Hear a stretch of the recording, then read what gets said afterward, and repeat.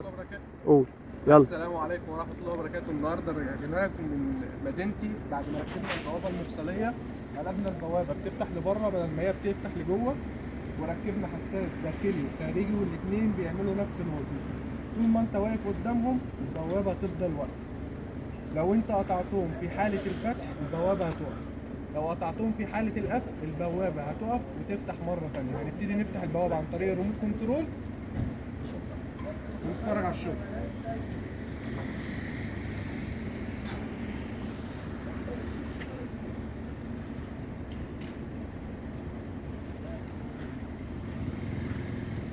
في حالة ما احنا وقفنا قدام الفوتوسيل ابتدت البوابة تقف.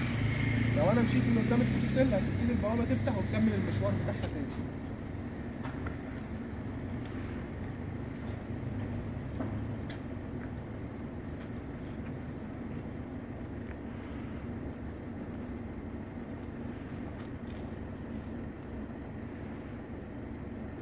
في حالة ما احنا هنقفل البوابة وهنجرب الفوتوسيل الداخلي،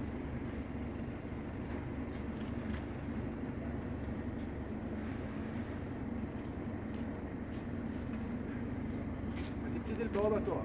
لحد ما هنتحرك هتبتدي البوابة تفتح مرة تانية.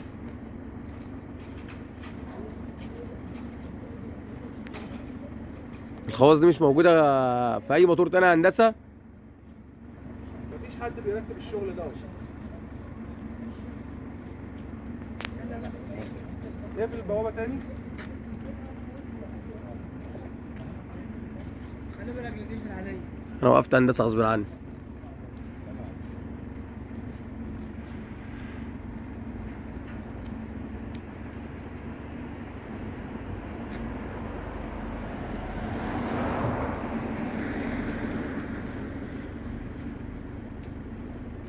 هنتحرك قدام الحساس الامامي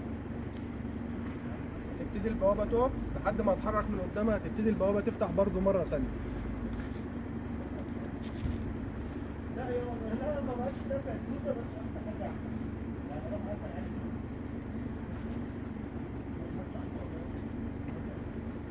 هنبتدي نقفل البوابه عن طريق الريموت كنترول.